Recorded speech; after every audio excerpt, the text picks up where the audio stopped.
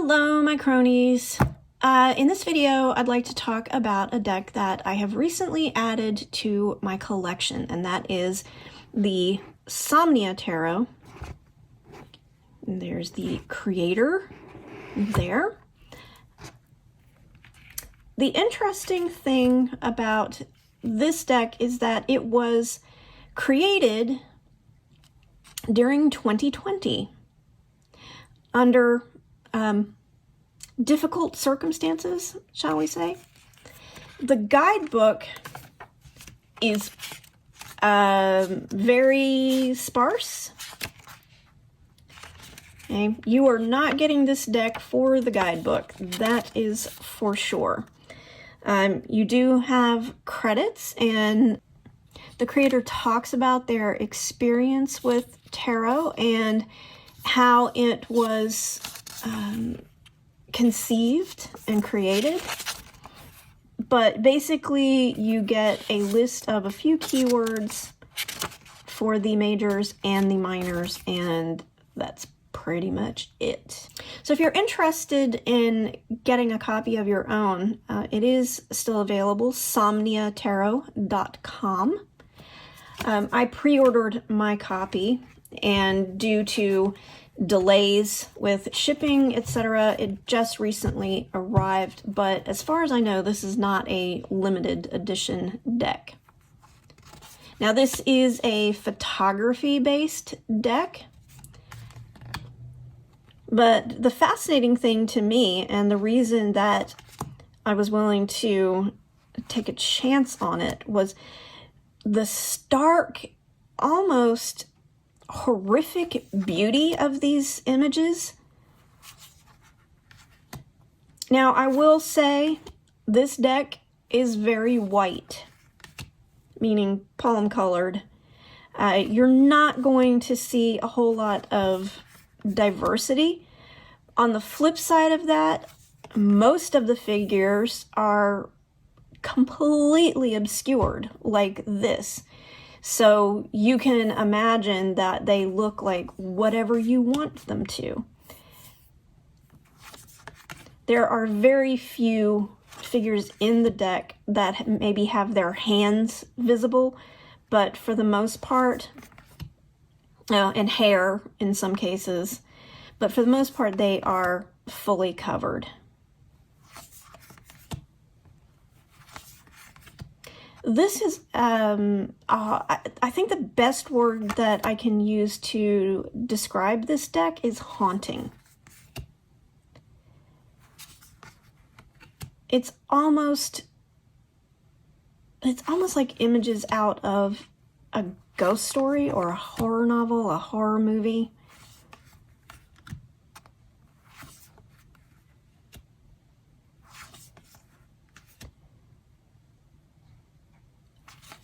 The images don't always correspond to the standard Rider-Waite-Smith system, but there's usually something in it that you can use to glean a meaning. So, for example, here with the Ten of Wands, it is someone who is tied down and burdened.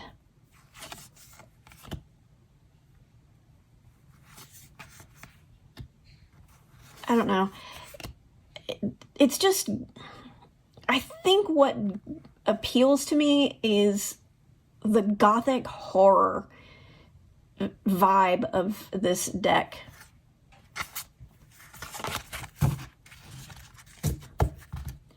Normally, I do like having diversity in my decks, but there was just something about the gothic horror feel of this deck that appealed to me.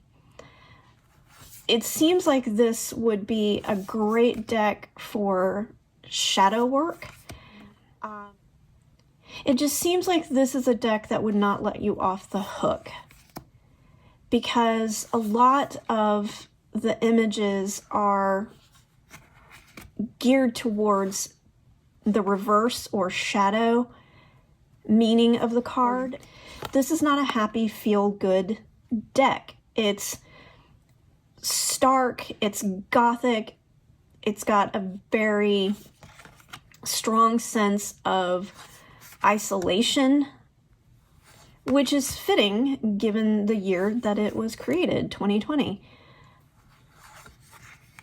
And because of that, I feel like this will be a deck that I can explore more shadowy aspects of myself and other people if I use it to read for others. It is beautiful, but it is also bleak. And that's the vibe that I get from it. And some of the cards are a bit pippish, like this 3 of coins and 4 of coins, 5 of coins. I'm not usually crazy about pip decks, but there's enough imagery in the cards that I'm okay with it. Like this reads, and I believe it was the 10 of Cups too, that read very pippish to me. But overall, I'm okay with that. I can live with that because there is enough imagery that I can glean meaning and intuit meaning from it. So overall, my thoughts about this deck are that it has a very somber feel to it, a very gothic horror feel to it. The imagery is gorgeous. I love the photography. I wish there was some more diversity, but at the same time, I realized that this was a deck created in isolation. So there really wasn't an opportunity for that, given when it was created. And the fact that the creator managed to put together such rich imagery and such beautiful pictures, such beautiful photos under these conditions is just amazing. So I don't know that this will be a deck that I habitually reach for. I haven't worked with it yet. It's still October when I'm filming in this, and so I am using decks that I talked about that are like sort of Halloween, sort of spooky themed. I mentioned that in a previous video. So I'm not adding any new decks to that until after Halloween, basically. Although, if I'd had this deck at the beginning of October, I might have added that to my spooky deck list. Because it really does read gothic horror to me. So that's one reason why I'm drawn to it. I love gothic horror, you know. I don't know, there's still a few days left in October. I may sneak this one into the mix and just see how it reads and how it does for me. I'm interested in seeing what its voice is once I start actually working with it.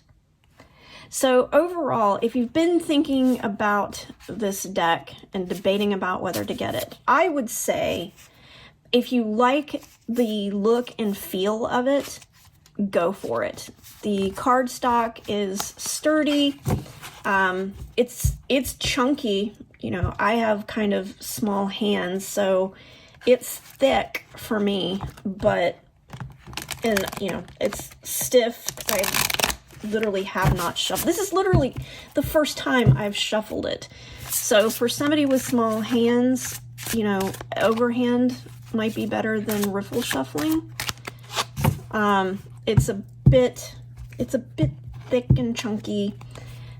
I may come back and talk about this deck a little bit more once I've worked with it. But overall, I like it so far. I think it has a lot of potential to help me with shadow work, and I think it's a gorgeous deck. It is really well made. The photography is beautiful, and just the mere fact that the creator was able to put together and create this deck under the circumstances is just amazing. And I am looking forward to seeing what kind of readings I get from this deck. Okay, that's all for this video. I will see you in the next video, and until then, stay creepy, my friends.